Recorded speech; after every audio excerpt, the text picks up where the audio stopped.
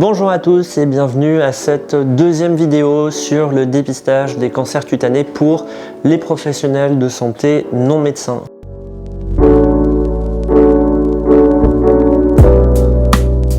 Si vous êtes ici, c'est que vous avez déjà vu la première vidéo sur le dépistage des cancers de la peau où on expliquait quelques bases sur la dermoscopie, sur le dépistage.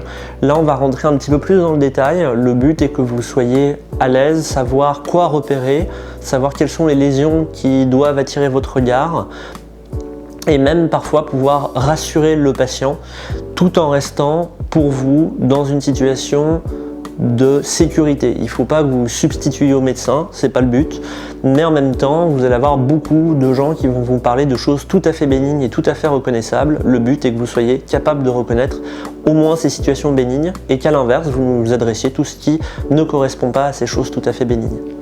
Je vous rappelle mes conflits d'intérêts qui ne sont pas en lien avec les sujets que nous abordons aujourd'hui.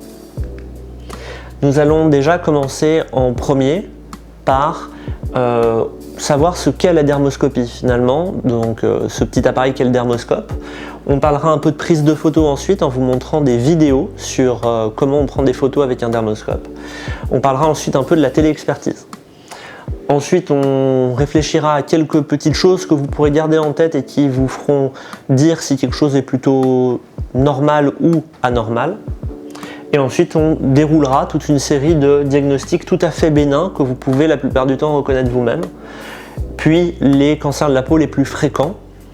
Et on parlera ensuite de quelques zones un peu spéciales. C'est notamment là que vont être particulièrement intéressés, même s'il faut qu'ils puissent suivre le reste, mais nos collègues pédicures-podologues, puisqu'on va parler beaucoup des paumes, des plantes et des ongles. Donc notamment au niveau des pieds, c'est très important.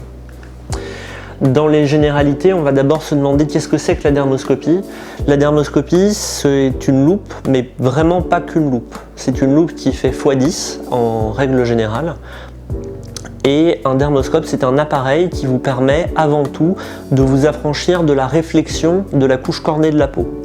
La peau, quand vous prenez une photo de votre peau, vous voyez comme un reflet blanc avec un flash. Ce reflet blanc, c'est la couche cornée qui reflète 90% de la lumière. Et donc vous ne voyez pas bien à cause de ce reflet blanc. La dermoscopie, c'est s'affranchir de ce reflet blanc. Il y a deux techniques qui existent. La première est l'immersion, la deuxième la polarisation. L'immersion, c'est tout bête. Vous prenez votre appareil de dermoscopie, vous mettez un liquide entre la peau et le dermoscope, ça peut être de l'eau, ça peut être un gel, et vous posez votre dermoscope. La lumière passe à travers le gel et en fait la couche cornée ne reflète plus la lumière et vous voyez beaucoup mieux la lésion au travers finalement de ce gel.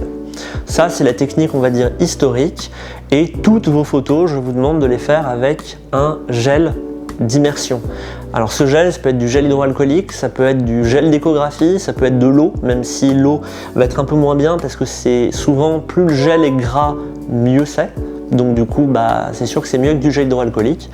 Et ça vous permet de faire une photo qui sera également très nette. La deuxième technique est la polarisation de la lumière. Je vous passe les détails techniques. L'idée, c'est de se dire que ça nous permet de voir à travers, en profondeur. Donc l'immersion nous permet de voir très bien la superficie et la lumière polarisée nous permet de voir très bien en profondeur. Et donc vous comprenez que c'est important d'avoir un dispositif qui nous permet de prendre des photos en immersion. Donc il faut un dispositif de dermoscopie qui peut se coller sur la peau. Si c'est un dispositif qu'on ne peut pas coller directement sur la peau avec une petite vitre, ça ne peut pas aller. La deuxième chose, c'est qu'il y ait un mode de lumière polarisé et si possible aussi un mode de lumière non polarisé à l'intérieur. Si vous avez tout ça, vous pouvez prendre toutes les photos dont on aura besoin pour vous répondre de manière correcte. Je ne vous demande pas d'apprendre ça par cœur, c'est pour vous dire que dans les différentes choses que vous pouvez trouver dans une tumeur de la peau, il y a de la mélanine, il y a de la couleur, il y a différents types de couleurs, différents types de structures, et tout ça, il y en a certaines qui se voient bien en lumière non polarisée et d'autres qui se voient mieux en lumière polarisée. Et donc nous envoyer une photo en lumière polarisée et une en lumière non polarisée, ça nous augmente la probabilité de vous répondre correctement. Quelques exemples, vous voyez ici une lésion que je vais essayer de zoomer, où vous voyez c'est un dermatofibrome. Je vous passe le diagnostic, c'est pas le plus important. L'important, c'est que vous voyez une lésion avec des petites lignes blanches au milieu. Et vous voyez ici des bulles. Ça, c'est de la dermoscopie en immersion et en polarisation. On voit les bulles du gel. Ici, on continue sur le côté, vous êtes toujours en immersion, il y a toujours les bulles, mais vous avez perdu les lignes blanches brillantes. C'est qu'on n'est plus en lumière polarisée. C'est toujours de la dermoscopie. Ici, vous êtes en lumière polarisée, vous avez retrouvé nos lignes blanches brillantes, mais vous n'avez plus le liquide d'immersion. Vous voyez, la photo est plus floue, on n'a plus les bulles. Ça, c'est bien pour faire votre dépistage à l'œil, mais je ne vous conseille pas de faire ça pour nous donner des photos, parce que c'est des photos de moins bonne qualité. Et enfin, le dernier, lorsque vous n'avez pas de lumière polarisée et pas d'immersion, vous voyez comme un reflet, on n'y voit rien, et ça c'est une photo juste zoomée, ce n'est pas de la dermoscopie. Donc pour faire une photo dermoscopique, je vous demanderai de toujours mettre un liquide d'immersion, c'est important, et de nous envoyer une photo en lumière polarisée et en lumière non polarisée si votre dispositif le permet, au moins une en lumière polarisée, ça c'est indispensable. Et ensuite, une fois que vous avez pris votre photo, vous lavez doucement la surface du dermoscope comme vous laveriez des lunettes avec un peu d'eau sur une microfibre, souvent qui est vendue avec le dermoscope, et ça permet de ne pas abîmer la lentille, puisque le gel hydroalcoolique notamment peut abîmer la lentille à force. Je vais maintenant vous parler de comment on prend des photos en dermoscopie, comment on prend des photos en dépistage des cancers de la peau. Tout d'abord, il faut demander au patient qu'il soit bien entendu d'accord pour transmettre les photos à un autre professionnel de santé. Vous, ça ne vous concerne pas, mais s'il y a une publication, il faut même un accord écrit. Comment on prend une photo? On prend une photo de loin, ce qu'on appelle loco-régional. Ça nous permet d'avoir une idée de comment s'insère ce grain de beauté dans le reste. Est-ce qu'il ressemble aux autres? Est-ce qu'il est très différent, etc. Ensuite, vous prenez une photo macroscopique avec votre téléphone ou votre appareil photo, le plus proche possible du grain de beauté en étant net. Ça nous permet d'avoir la photo comme si on regardait vraiment très proche de la peau avec nos yeux. Et du coup, ensuite, vous allez prendre deux photos dermoscopiques, une en lumière polarisée, une en lumière non polarisée. On vous demande donc au moins 4 images, une de loin, une de près, une en lumière polarisée, une en lumière non polarisée. Je vous demande, si possible, de prendre des photos sur un fond homogène. Si vous avez un mur homogène blanc ou d'une couleur plus foncée, c'est encore mieux. Et de faire la mise au point. Ça, c'est très important. Vous avez un exemple ici où la mise au point est très joliment faite derrière sur le mur. Le bras n'est pas net du tout. Ça, si la photo n'est pas nette chez vous, il n'y a aucune chance qu'elle soit nette chez nous. Donc, un bon téléexpert saura vous refuser une téléexpertise si vos photos ne sont pas nettes. Donc je vous conseille de prendre beaucoup de photos de loin, beaucoup de photos de près, vous mitraillez, et des photos en dermoscopie, et ensuite sur votre ordinateur vous choisissez celle qui est la bonne. Tout simplement parce que si vous ne prenez qu'une photo de chaque et que la photo est floue, le patient, vous allez devoir le rappeler en lui disant qu'on ne peut pas répondre. Et du coup, c'est une perte de temps pour tout le monde, et pour nous, et pour vous, et pour le patient. Donc n'hésitez pas à prendre beaucoup de photos. Ensuite, maintenant, je vais vous passer des vidéos pour vous montrer, avec ma voix par-dessus, comment on prend des photos avec un dermoscope. Voici une vidéo de comment prendre une photo avec un dermoscope lié à un appareil photo grâce à une bague magnétique. Vous mettez un peu de gel hydroalcoolique. Comme vous le voyez, vous pouvez poser votre dermoscope sur la peau. Il est lui-même lié à une bague magnétique à l'appareil photo. Et il est alors très facile de faire une photo. N'oubliez toujours pas la mise au point. Je vais maintenant vous montrer l'utilisation d'un dermoscope sans bague magnétique. Vous mettez un peu de gel hydroalcoolique, vous posez votre dermoscope. Vous essayez de le poser avec l'index et le majeur en dessous, ce qui vous permet ensuite de tenir le téléphone avec le pouce et à maintenir le tout grâce à une seule main.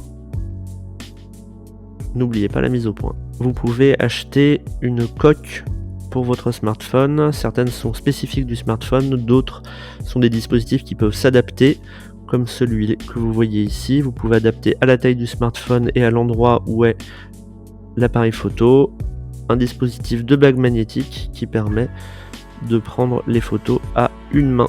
Toujours, n'oubliez pas la mise au point. Maintenant, je vais vous parler d'un sujet un peu particulier, notamment pour nos amis pédicures podologues qui vont avoir un peu quasiment cette obligation. Vous le savez, vous avez accès à des zones, notamment entre les doigts de pied, qui sont des zones très concaves, ou mettre un dermoscope qui a une plaque de 10, 20, 30 mm relève d'un défi, puisque du coup ça ne rentre pas. il existe des dispositifs d'adaptation, comme vous les voyez ici, qui sont en fait des dispositifs qu'on appelle zone étroite, qui permettent de prendre une photo entre deux doigts de pied ou sur le canthus interne au niveau de l'œil par exemple. Ça, ce sont des choses que vous pouvez acheter en plus, et malheureusement, autant pour d'autres professionnels de santé, si c'est au niveau du dos, ça ne sert pas. Par contre, dès que vous allez devoir avoir, notamment au niveau des pieds, entre les doigts de pied, etc., ça peut devenir vite important d'avoir ce type de dispositif. Je vous le mentionne ici, tout simplement parce que si vous achetez un dermoscope qui ne vous permet pas d'avoir ce type de matériel par-dessus, vous ne pourrez tout simplement pas prendre de photos et pas vous équiper derrière avec le matériel adéquat qui est ce dispositif zone étroite.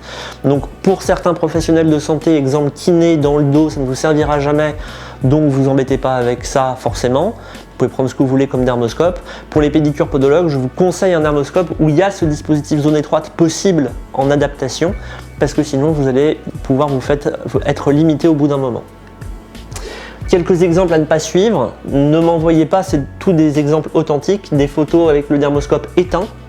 Ne m'envoyez pas des photos sans polarisation et sans immersion, c'est une loupe, ça ne sert à rien. Pas de photos de votre écran, puisque du coup la qualité est bien entendu pas suffisante pour pouvoir juger. Et enfin, faites très attention, ça c'est un piège un peu plus pervers, si vous prenez en photo avec votre téléphone, puis que vous vous envoyez par exemple par mail, puis que vous envoyez du mail vous me l'envoyez mettons à quelqu'un pour poser une question sur Messenger par exemple, bref, vous m'avez compris, plus vous allez faire de transfert de photos et plus ces différents logiciels vont comprimer la photo. Et à la fin, on va avoir une qualité qui n'est juste plus possible alors que la photo de base était bien prise.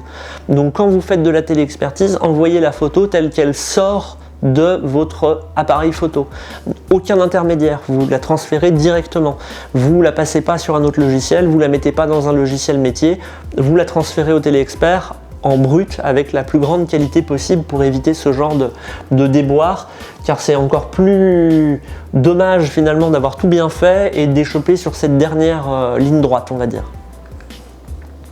Maintenant, on va parler un peu de la téléexpertise. Donc, vous avez votre patient, il est venu vous voir, il avait une question ou vous avez repéré quelque chose qui vous posait question. Vous avez pris vos 4 photos. Maintenant, vous allez demander un avis. La téléexpertise, c'est quoi? C'est le fait de demander un avis à un professionnel de santé qui est qualifié dans le domaine. Ça peut être fait avec tout type de professionnels médecins qui peuvent vous répondre, les endocrinologues pour une adaptation d'insuline pour les infirmières, ça peut être un avis sur une évolution par rapport au kiné et un rhumatologue, bref. En tout cas pour nous en dermato, vu que c'est de l'imagerie, ça aide vraiment. Vous allez pouvoir nous envoyer le contexte, on va vous demander plein de choses sur le patient, son traitement, etc. Et nous, ça va nous permettre de vous répondre en disant est-ce qu'il faut que je voie le patient, est-ce que j'ai pas besoin de le voir, est-ce qu'il faut que je le vois vite, pas vite, et ça permet d'améliorer beaucoup les choses. Il y a beaucoup de logiciels qui permettent de faire ça. Moi, je vais vous présenter celui du Centre Léon Bérard, qui est le CISRA. Pour du coup, tous ceux qui bossent en Rhône-Alpes, vous le connaissez, qui nous permet de partager des documents. On peut aussi faire de la téléexpertise, et donc nous, c'est pour ceux qui souhaiteront travailler avec nous, c'est par là qu'on passe. Sinon, dans les autres logiciels qui sont connus, pour les hospices civils de Lyon, il y a MyHCL Pro qui permet de faire ça aussi. Et pour on va dire le secteur privé ou alors d'autres hôpitaux comme Vienne, il y a également Omnidoc qui est une structure privée, mais les gens ne payent pas en tant qu'individuel, vous ne payez pas, c'est les structures type justement l'hôpital qui payent. Donc c'est gratuit également. En tout cas, je vous donne un exemple avec le CISRA, du coup, pour le Centre Léon Bérard. Vous ouvrez votre petite page du coup du CISRA, vous appuyez sur le petit plus qui est ici, ça vous demande plusieurs choses, vous faites démarrer une téléexpertise, agir en tant que c'est votre nom, vous choisissez l'expert en appuyant sur plus et vous appuyez en disant vous tapez dermatologie Centre Léon Bérard et vous allez avoir service dermatologie Centre Léon Bérard CLB qui va arriver ici. Vous cliquez dessus, ça vous spécifie ce que c'est, cancer cutané, dermoscopie, recherche clinique, etc.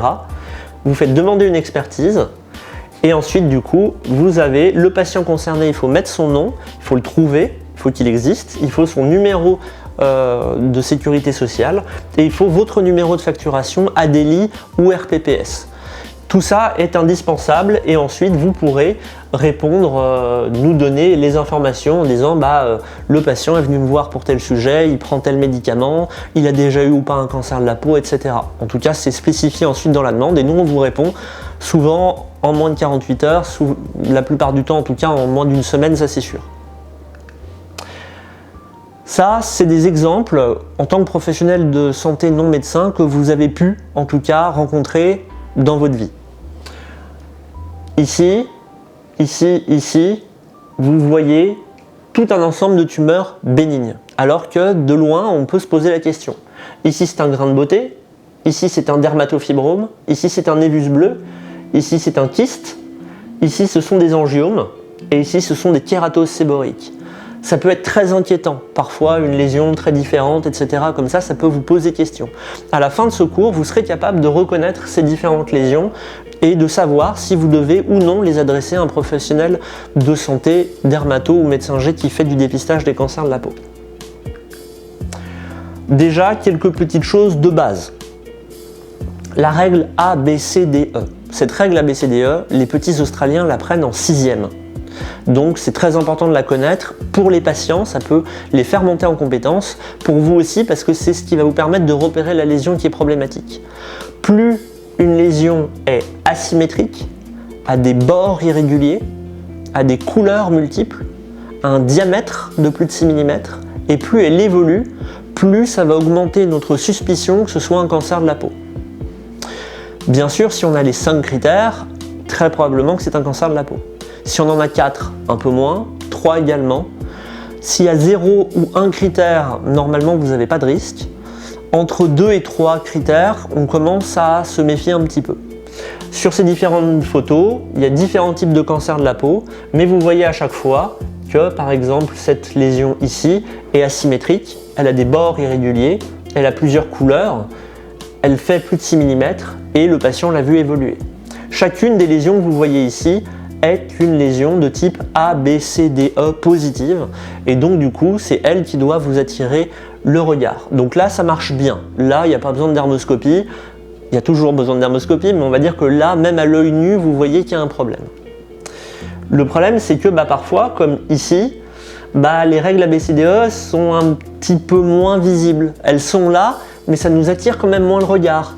Ici il n'y a quasi qu'une couleur, peut-être 2. Les bords, certes, mais ça fait que 2 mm, la patiente ne l'a pas vu évoluer. Ici, pareil, vous avez une lésion qui n'est pas vraiment ABCDE positive et pourtant c'est un mélanome. Ici également, ici également. Ici, c'est l'inverse. Vous avez 3 lésions qui sont ABCDE positives, très clairement. Ici, il y a 2 couleurs, c'est asymétrique, il y a des bords irréguliers. De la même manière, ici, la lésion est asymétrique, elle a des bords irréguliers, ainsi que celle qui est en dessous. Et pourtant, ces 3 lésions sont des grains de beauté. Et là, vous vous dites, zut, cette règle ABCDE, elle est très sensible, c'est-à-dire qu'on loupe peu de choses, même si vous l'avez vu, c'est possible de louper des choses, mais elle n'est pas très spécifique, c'est-à-dire que si vous deviez nous envoyer toutes les lésions ABCDE positives, on croulerait sous les demandes. Et c'est pour ça que la dermoscopie va nous aider à essayer un petit peu de faire la part des choses dans tout ça. Donc cette règle, elle est utile, il faut que vous l'ayez en tête, elle n'est pas suffisante. On continue avec la règle EFG, quelque chose qui est E pour Elevated en anglais, F pour Firm, G pour Growing en anglais. Donc Elevated, Firm, Growing, quelque chose qui est à la fois en relief ferme et qui grossit, est un cancer de la peau jusqu'à preuve du contraire. Vous avez ici 2 exemples de grosses lésions dures qui grossissent et qui sont en relief. Et donc du coup ce sont 2 cancers de la peau. Ici ça nous permet de faire le dépistage facilement. Voilà. Là par contre vous avez l'inverse. Ces 2 lésions sont en relief, fermes et elles grossissent. Et pourtant ce sont 2 lésions bénignes. Donc de la même manière la règle EFG elle permet de dépister des choses, mais parfois ça sera inquiétant pour rien. Donc il faut l'avoir en tête. Elle nous sert, mais souvent la dermoscopie va nous permettre d'aller plus loin. La règle du vilain petit canard, elle est très utile. La règle du vilain petit canard, c'est parmi ces lésions, est-ce que vous en voyez une qui est différente à chaque fois? Celle-là par rapport au reste, celle-là par rapport au reste, celle-là par rapport au reste, elle par rapport à tout le reste et elle par rapport à tout le reste. Bien entendu qu'on voit c'est une lésion qui sort du lot à chaque fois. Quand une lésion est très différente des autres, que c'est du coup le vilain petit canard, c'est un grand facteur pour la malignité, pour le fait que ce soit un cancer de la peau. Alors quand c'est très débutant, parfois ça ressemble aux autres, mais quand ça commence à être avancé, très souvent les cancers de la peau vont ressortir et être très différents du reste des autres lésions de la peau. Donc on a vu la règle ABCDE, on a vu la règle EFG, on a vu la règle du vilain petit canard. Maintenant, un adage facile à retenir, une plaie, un bouton ou une croûte qui ne cicatrise pas en plus d'un mois ou deux doit avoir une biopsie. Je vous donne des exemples ici. Vous avez là un nez, ici aussi, ici aussi. À chaque fois, les patients disent oui, j'ai un bouton comme un bouton de moustique, mais du coup ça ne passe pas, ça saigne de temps en temps, puis ça disparaît, ça fait une croûte, ça revient. Ça ne va pas. Quelque chose qui saigne de manière régulière alors qu'on ne s'est pas blessé, qui ne cicatrise pas en plus d'un mois ou deux, c'est quelque chose qui n'est pas normal. Souvent les gens vont vous dire oui, là par exemple c'est les lunettes qui gênent, et en fait quand on regarde, les lunettes ne tombent pas à cet endroit-là, ou alors elles tombent à cet endroit-là mais il n'y a pas la même chose de l'autre côté, c'est pas symétrique. Et là souvent on se dit non, il y a un truc qui ne va pas par rapport à ça. Ici deux autres exemples qui sont en fait des carcinomes qui avaient été traités pendant plus de 2 ans à chaque fois comme des ulcères de jambes. Alors là vous voyez encore la marque du pansement, et ça c'est les infirmières qui m'ont envoyé en disant ah non là il y a un truc qui va pas, ça ne cicatrise pas en plus, on fait tout ce qu'il faut et ça grandit, ça ne guérit pas. Donc ça c'est un argument qui doit également vous faire tiquer. Ça arrive quand même régulièrement d'avoir des ulcères qui en fait finalement ne sont soit pas des ulcères et ont toujours été un cancer de la peau, soit sont en fait le développement d'un cancer de la peau sur un ulcère préexistant. Donc là aussi, une croûte, une plaie, un bouton qui ne cicatrise pas en plus d'un mois ou deux, alors qu'on fait tout ce qu'il faut pour, se biopse. Maintenant, on va passer aux lésions bénignes. Donc les lésions bénignes, les choses que normalement vous allez pouvoir voir et être rassuré. On va parler d'abord du névus commun, aussi appelé le grain de beauté. Là, ce que je vais vous montrer en dermoscopie, c'est pas l'aspect typique qu'on a au niveau des paumes, des plantes, du cuir chevelu, du visage, des ongles, des cicatrices, des muqueuses. Vous imaginez bien que dans toutes ces zones où la peau est différente, la peau d'un ongle est particulièrement différente, la peau d'une paume ou de main ou de pied est très différente du reste de la peau. Pour ces zones spéciales, il y a des critères dermoscopiques spéciaux. Donc là, on parle de, en gros, 90% du tégument, que ce soit le thorax, le dos, les bras, etc. Donc les zones, on va dire, classiques. Vous avez ici 6 grains de beauté. Comme vous le voyez, là vous ne le voyez pas, mais ils ne sont pas différents des autres. Et à chaque fois, ils ont quelques critères ABCDE, mais en tout cas, ils n'ont pas beaucoup de critères ABCDE. Et par rapport aux lésions qu'on a vues tout à l'heure, vous voyez qu'ils sont beaucoup plus homogènes, beaucoup plus symétriques. Il y a beaucoup moins de couleurs, et souvent, c'est des petites lésions. Cliniquement, un grain de beauté de près, ça ressemble à ça. Maintenant, on va voir un petit peu la dermoscopie. La dermoscopie, vous allez avoir différents types de patrons à l'intérieur que vous allez pouvoir repérer. Si, quand vous regardez un grain de beauté, ça, ce sont des illustrations de deux grands professeurs de médecine, donc professeur Brown et professeur Magroup, qui ont créé ces illustrations. Donc je leur fais un petit copyright ici par rapport à ça. Si quand vous regardez un grain de beauté comme ici, vous voyez à l'intérieur un aspect un petit peu de nid d'abeille, comme vous le voyez ici, un aspect ce qu'on appelle de réseau. Vous avez cet aspect où on a l'impression que c'est comme un filet de pêche. Je donne différents types, vous choisissez celui qui vous arrange. Mais vous voyez ici qu'il n'y a que du réseau. Il y a du réseau partout sur la lésion, sur la totalité de la lésion. De la même manière ici, vous avez également cet aspect que vous voyez là, où vous n'avez que du réseau sur la totalité de la lésion. Et elle est de manière globale, régulière, non chaotique et symétrique. Alors elle n'est pas symétrique d'un point de vue géométrique, ça c'est sûr, mais elle est symétrique par rapport à ce qu'on trouve dedans.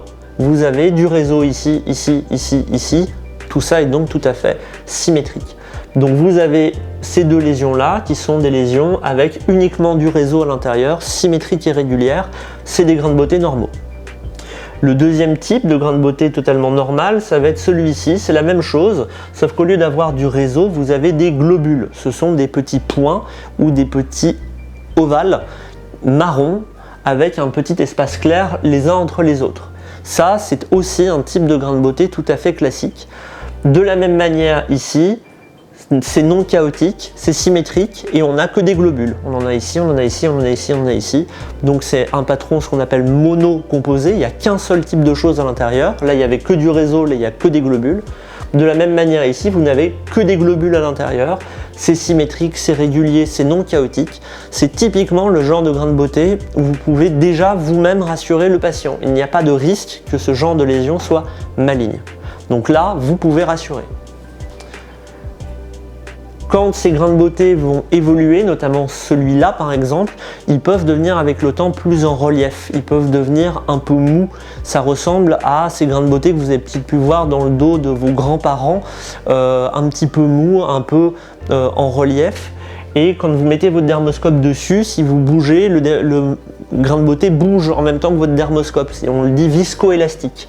Et ça va être le cas habituel où vous avez quelque chose de très mou avec des petits vaisseaux en ce qu'on appelle en virgule. Vous avez des tout petits vaisseaux en virgule les uns à côté des autres dans une lésion qui est à côté de ça quasiment achromique, quasiment transparente, parfois avec quelques petits globules comme ça qui persistent, qu'on devine un petit peu par ici dans quelques endroits. Ça c'est le troisième type de grain de beauté classique que vous pouvez reconnaître et vous pouvez rassurer les gens. Si vous voyez ça, que du réseau symétrique régulier, on est rassuré. Ça, que des globules symétriques réguliers, on est rassuré. Et enfin le dernier, ici, quelque chose en relief tout mou, qui du coup est viscoélastique et où on a des petits résidus de pigments et des vaisseaux en virgule, comme vous en voyez par exemple très bien ici, vous voyez une petite virgule, une autre petite virgule là, et bien ça c'est tout à fait rassurant et vous pouvez rassurer le patient quand vous voyez ce type de choses là. Ensuite on passe au névus bleu. Le névus bleu est un autre type de grain de beauté qui est un petit peu particulier. Donc on n'est toujours pas sur ces zones particulières. Le névus bleu, c'est un grain de beauté très symétrique, très régulier, tout petit, bleuté ou qui peut apparaître noir à l'œil nu et qui est très peu évolutif. Les gens vous disent, quand vous leur demandez c'est depuis quand, ils vont vous dire c'est là depuis des années et ça n'a jamais bougé. Ça c'est quelque chose de très important. Et souvent c'est au niveau des extrémités, parfois du crâne, au niveau du sacrum également, parfois des mains, des pieds. Donc ici vous avez à chaque fois quelque chose de symétrique, de régulier, mais qui est quand même le vilain petit canard. Il est très différent des autres, mais comme on va voir, on a des critères dermoscopiques qui nous rassurent et qui peuvent nous rassurer. Dermoscopiquement, c'est ça qu'on voit dans un névus bleu. Finalement, on ne voit pas le réseau qu'on voyait tout à l'heure, on ne voit pas de globules, en fait on ne voit rien à l'intérieur. Si on zoome, on voit juste une tache bleutée ou une tache noire, mais un peu bleutée, comme vous le voyez, avec des bords qui sont flous en périphérie. Ces taches-là, bleutées, noires, à bords flous, ce sont des choses qu'on appelle un névus bleu. Ça ressemble à ça si on devait en faire un dessin, comme vous le voyez à chaque fois. Et ce sont des choses qui sont, quand vous voyez ça, relativement rassurantes. Pourquoi j'ai mis un petit point d'exclamation? Pour une raison simple. Le névus bleu est un diagnostic tout à fait facile à faire en dermoscopie comme je viens de vous le montrer, mais il faut que ça colle avec l'histoire que vous raconte le patient. Si le patient vous dit que c'est une lésion qui est apparue récemment, si le patient vous dit que c'est une lésion qui évolue, ou si le patient vous dit qu'il a déjà eu un mélanome, alors on se méfie de ces névus bleus et dans ces cas-là, on préfère les enlever. Si ça évolue, si ça change, ou si il a déjà eu un mélanome. Si aucun de ces critères ne sont là, si c'est ancien, ça bouge pas, et qu'en plus de ça, il n'a jamais eu de mélanome, et que l'aspect est bien typique, on peut le rassurer tranquillement, pas besoin de nous demander de téléexpertise. Par contre, s'il y a un de ces critères qui manque, ou si l'aspect n'est pas tout à fait typique, n'hésitez pas à nous demander un avis. Maintenant, on va passer à un autre type de grain de beauté qu'on appelle le névus de Reed-Spitz. Le névus de Reed-Spitz, c'est là aussi, pas sur ces zones particulières, un type de grain de beauté très particulier. Il va être très différent des autres, il va souvent être comme le vilain petit canard également, parce que vous voyez c'est très noir, ça ressemble, ça sort vraiment du lot par rapport aux autres. Parfois c'est très foncé, parfois ça peut même être carrément très clair, souvent chez les enfants. C'est un type de grain de beauté pour lequel, pour le coup, on va toujours vous demander de nous demander un avis parce que la prise de décision est très complexe dans ce type de grain de beauté. On sait que c'est pas dangereux, mais parfois des lésions malignes, des mélanomes peuvent mimer ces grains de beauté là. Donc quand vous voyez des choses comme ceux-là qui sont très différents des autres, qui sont peut-être pas ABCDE positives, mais en tout cas qui sortent du lot, on va voir la dermoscopie qui va avec ça. Ce sont des lésions que vous devrez nous envoyer. Donc en gros, à quoi ça ressemble? C'est des stries ou des pseudopodes. Donc des stries, comme vous voyez ici, vous avez des petites lignes qui partent en périphérie de la lésion, on a l'impression qu'ils essayent de s'échapper de la lésion. Et parfois, au bout finalement de ces choses-là, vous avez comme des petites raquettes de tennis, comme vous voyez ici, c'est ce qu'on appelle des pseudopodes. Vous avez une boule avec un petit trait qui va à l'intérieur. Donc comme vous le voyez ici sur ces différentes lésions, soit ici des stries également tout en périphérie de la lésion, et ici des pseudopodes en périphérie. C'est ce qu'on appelle un patron starburst en anglais, ou un patron en explosion d'étoiles, parce qu'on a l'impression que c'était comme si une étoile venait d'exploser en fait, ou un feu d'artifice. Ça donne cet aspect-là.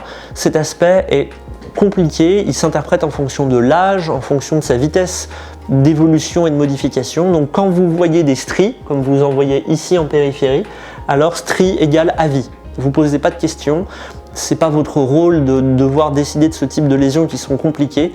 N'hésitez pas à nous demander un avis si vous voyez ce type de lésion là en dermoscopie. Maintenant on va passer à un autre type, maintenant qu'on a vu les grains de beauté, on va passer à un autre type de lésions bénignes très fréquentes qui sont les kératoses séborrhéiques et les lentigo-actiniques. On n'est toujours pas sur toutes ces zones spéciales que sont les paumes, les plantes, le cuir chevelu, le visage, les ongles, les cicatrices, les muqueuses, et pas pour les lésions parfaitement achromiques. Les kératoses séborrhéiques, cliniquement, si vous êtes kinésithérapeute, si vous êtes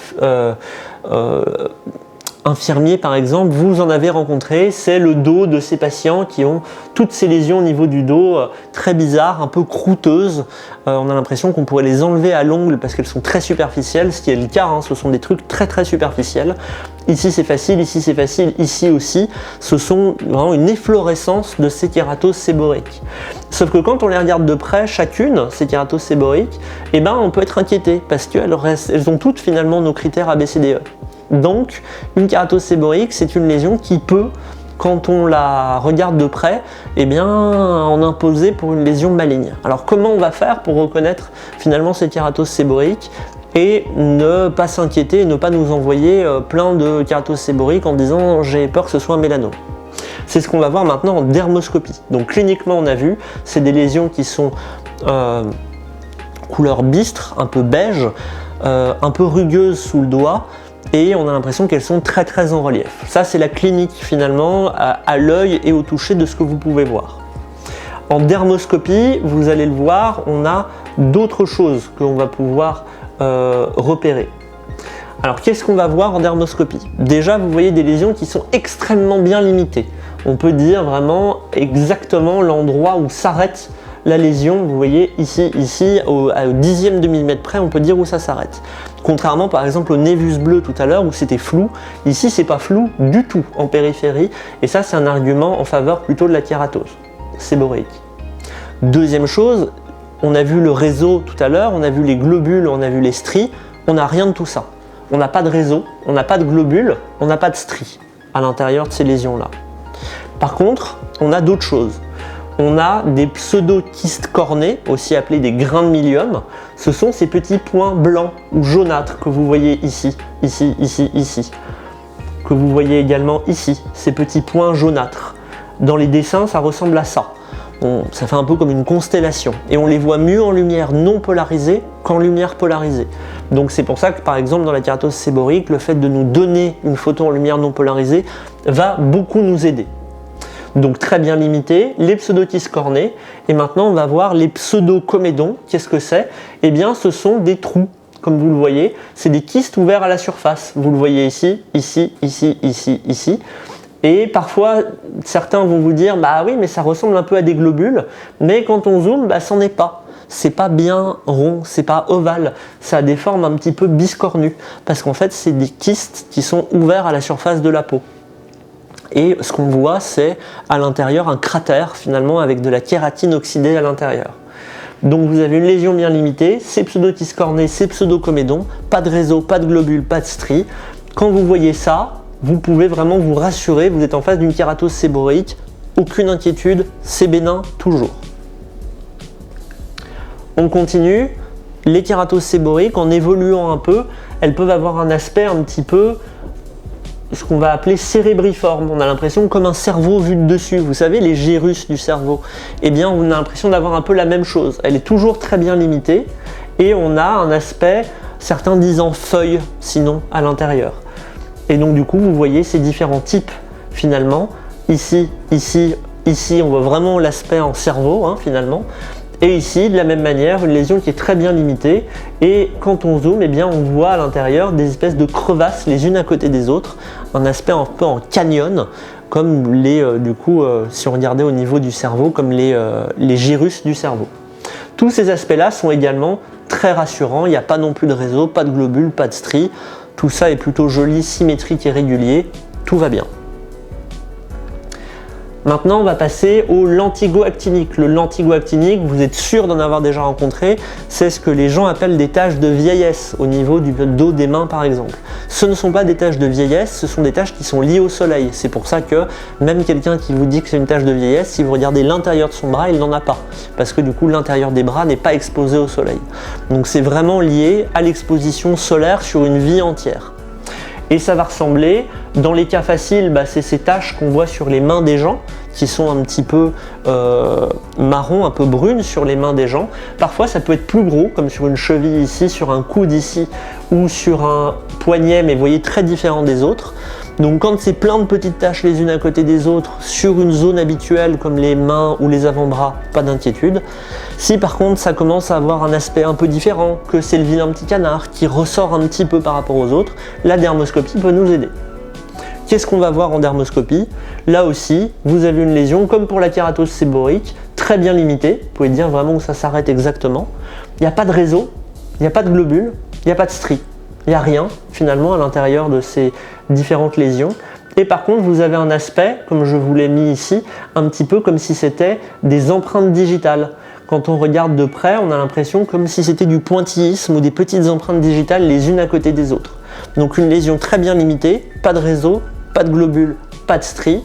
Vous avez des empreintes digitales et parfois quand vous zoomez, vous voyez même, tellement c'est superficiel notre histoire, eh bien que ici vous voyez les ridules superficielles de la peau qui en fait sont, le pigment est tellement superficiel qu'il n'arrive même pas à pigmenter les ridules qui sont vraiment de moins d'1 millimètre de profondeur, comme vous la voyez ici. Donc quand vous avez une lésion pigmentée en zone normale, pas de réseau, pas de globules, pas de stries, très bien limitée, souvent sur des zones d'exposition solaire, avec des bords un peu mités comme ça, un aspect soit en pointillisme, soit en empreinte digitale, eh bien vous êtes en face d'un lentigo-actinique et la plupart du temps, vraiment là vous pouvez vous rassurer aussi. Nous allons maintenant parler du dermatofibrome. C'est une autre tumeur bénigne excessivement fréquente que vous avez très probablement tous rencontré ou que vous avez d'ailleurs vous-même sur vous. Qu'est-ce que c'est que ce dermatofibrome? Là aussi, on va plutôt parler en zone standard, donc pas sur les paumes, les plantes, le cuir chevelu, le visage, les ongles, les cicatrices, les muqueuses ou pour les lésions achromiques. Le dermatofibrome, c'est une tumeur de la peau bénigne, quelque chose de tout à fait bénin, qui en fait est, pour que vous reteniez, comme une réaction de votre peau à un corps étranger. Un poil sous la peau, une piqûre d'insecte, bref, votre corps pense que c'est un corps étranger, il essaye de le circonscrire et du coup il va créer comme une gangue finalement autour et vous c'est ce que vous voyez. Donc vous avez une petite lésion qui peut être un peu pigmentée ou beaucoup moins pigmentée et c'est la palpation pour le coup qui va vraiment nous aider et vous allez palper la lésion et vous allez avoir comme une petite pastille sous la peau qu'on a du mal à pincer qui est enchâssée vraiment dans la peau. Cette petite pastille enchâssée dans la peau, elle est quasiment, il n'y a quasiment que le dermatofibrome qui a cet aspect-là. Donc vraiment, vous pouvez vous rassurer quand vous l'avez. Et ça, c'est important de le savoir parce que si vous nous envoyez une photo dermoscopique en nous disant « j'aimerais confirmer », la première chose qu'on va vous demander, c'est est-ce que la palpation était compatible avec le diagnostic. Donc si vous nous montrez une photo qui certes est compatible et qu'on vous dit il faut que la palpation soit compatible, si vous n'avez pas palpé, il faut que vous fassiez revenir le patient. Donc pensez bien, quand vous avez un doute sur un dermatofibrome ou même de manière générale, n'hésitez pas à palper la lésion que vous prenez pour nous dire est-ce que c'est rugueux, est-ce que c'est comme une petite pastille enchâssée dans le derme. Ça peut nous aider beaucoup. Et ça, on va vous le demander parfois en téléexpertise. Dermoscopiquement, qu'est-ce qu'on voit? En fait, on voit ce que je vous ai raconté. On voit une cicatrice au centre. Cette cicatrice au centre, en fait, c'est finalement l'endroit où la peau est un petit peu abîmée par le dermatofibrome qui est en dessous. Là, pareil, vous avez une cicatrice que vous voyez au centre. Et autour, vous avez ce qu'on appelle un pseudo-réseau. Ça ressemble à ça, finalement. C'est comme le réseau qu'on a vu tout à l'heure dans le grain de beauté. Et vous allez avoir un pseudo-réseau tout autour et une cicatrice au centre. Là, ici, vous avez également un pseudo-réseau tout autour avec une cicatrice au centre. Ici aussi, si on zoome, vous avez une cicatrice au centre et un pseudo-réseau en périphérie. Et enfin, ici, eh bien, dans les formes très jeunes finalement du dermatofibrome, on n'a pas encore la cicatrice au centre, par contre on a déjà le pseudo-réseau en périphérie. Mais déjà, dès le début finalement de ce dermatofibrome, vous aurez la palpation qui sera bien typique. Si vous nous envoyez une photo de ce type-là, on vous dira l'aspect est compatible avec un dermatofibrome si la palpation est compatible, et ça ce sera de votre côté où il faudra nous le dire, pour qu'on ne fasse pas venir le patient juste pour lui palper une seule lésion qui plus est bénigne. Donc ça, pareil, vous voyez cet aspect-là, vous pouvez vous rassurer, c'est bénin. Les lésions vasculaires, les angiomes notamment, vous avez déjà très probablement vu ce type de lésions qu'on appelle des angiomes rubis. Ce sont des toutes petites lésions qui font entre 1 et 6 mm, rouges parce que remplies de sang, souvent très bien limitées, symétriques, régulières. Déjà cliniquement, vous n'êtes pas bien inquiet. La dermoscopie va nous le rassurer encore plus, en fait en voyant à l'intérieur ce qu'on appelle des saccules. Vous avez un aspect avec comme des petits sacs, des petits ballons remplis de sang et qui sont séparés par des espaces plus clairs qu'on appelle des septa. Ces saccules, c'est finalement ces petits ronds avec du sang à l'intérieur séparés par des espaces plus clairs qu'on appelle des septa, on le voit très bien par exemple ici, et bien c'est quelque chose de tout à fait rassurant. On est en face d'une lésion vasculaire, vous voyez également bien ici, vous avez des petits ronds rouges ou violets avec à l'intérieur du coup du sang et qui sont séparés par des espaces un petit peu plus clairs.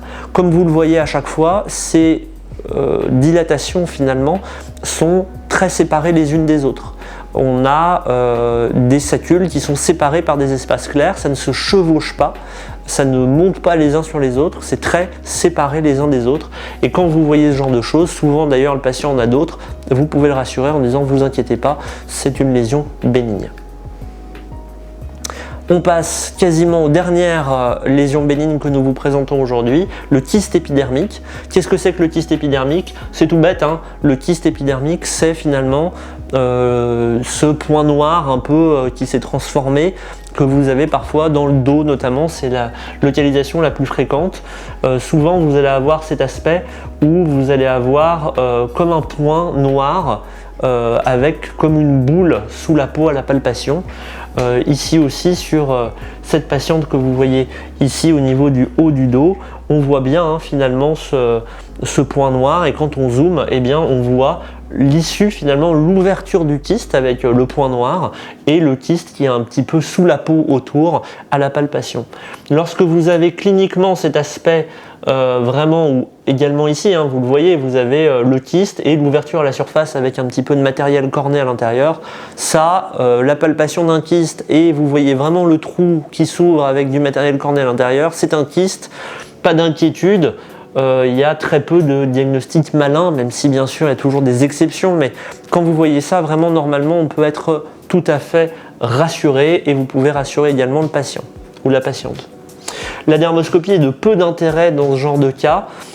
Surtout l'intérêt, ça va être de nous montrer vraiment où ici vous voyez très bien le trou qui est ici, vous voyez très bien le trou qui est ici avec du matériel corné à l'intérieur, et de la même manière ici quand on zoome, eh bien vous voyez de la même manière, même si là c'est un petit peu moins visible, vous voyez qu'il y a un trou finalement, et c'est le trou d'où sort le matériel corné, la kératine qui est à l'intérieur. Donc tout ça c'est tout à fait rassurant, et vous pouvez rassurer le patient également, pas d'inquiétude. L'hémoloscome, c'est le dernier, promis, après on arrête avec les lésions bénignes. Ce sont ces petites choses que vous voyez au niveau du cou parfois, ou sous les aisselles. Les gens peuvent dire ça me gêne. Ça va ressembler à ça, vous avez finalement ces petites choses qui pendouillent au niveau du cou, souvent sur les zones de frottement. La dermoscopie est de très peu d'intérêt, en fait on voit pas beaucoup de choses, c'est surtout cliniquement tout à fait habituel, ces espèces de petites choses qui pendent, qui peuvent être un peu plus grosses. Là, pareil, pas d'inquiétude, pas de diagnostic différentiel malin, souvent c'est des lésions qui viennent par plusieurs, voire même par dizaines, donc en plus de ça, il n'y a pas le côté vilain petit canard puisqu'elles se ressemblent toutes. Là, vous pouvez aussi rassurer le patient, pas d'inquiétude. Ah, la question qui se pose maintenant, c'est est-ce que un kiné, un infirmier, un podologue, un pharmacien pour les remplacer tous, pour remplacer les médecins, pour remplacer les dermatos, etc. Certainement pas, bien entendu, c'est pas le but. Le but, c'est surtout pas ça. Le but, c'est que toutes les lésions que je vous ai montrées maintenant sont tellement typiquement bénignes qu'on ne peut pas se tromper. Et avec les garde-fous que je vous ai donnés à chaque fois. Si vous faites tout ce qu'on vous a dit jusqu'à maintenant, vous ne pouvez rien laisser passer de problématique. Et du coup, ça vous évite de devoir nous envoyer tous ces patients-là. C'est bien pour le patient parce que ça va plus vite, c'est bien pour vous parce que ça vous permet de rassurer et de ne pas avoir fait des téléexpertises pour tout et n'importe quoi. Et c'est bien pour nous aussi de ne pas être submergé de demandes pour rien. Par contre, dès qu'il y a le moindre doute, il ne faut pas hésiter à demander. Il ne faut surtout pas que vous vous retrouviez dans la situation de prendre des décisions qui ne sont pas de votre ressort. Des exemples. Ici, tout ça, ce sont des grains de beauté. Sauf que ça ne va pas. C'est asymétrique, c'est irrégulier, il y a plusieurs couleurs. Vous avez un chaos architectural. Là, vous nous refilez la patate chaude, c'est à nous de travailler. Donc vous voyez ici, c'est certes des grains de beauté, mais à l'œil, c'est difficile de le savoir. Certains vont être capables d'en faire le diagnostic, certains même vont dire non, moi je suis très inquiet, je vais l'enlever. À la fin, on est rassuré, c'est un grain de beauté. Dans l'exemple des névus bleus, ici vous avez des névus bleus. Ça ne ressemble pas au névus bleu que je vous ai montré tout à l'heure. Ce n'est pas votre travail de nous dire que ça c'est un névus bleu. Votre travail, quand vous voyez ces choses que vous n'avez pas vues jusqu'à maintenant qui vous semblent bizarres, vous nous les refilez. Même manière, on a dit tout à l'heure les lésions stries égale avis pour les névus de Spitz.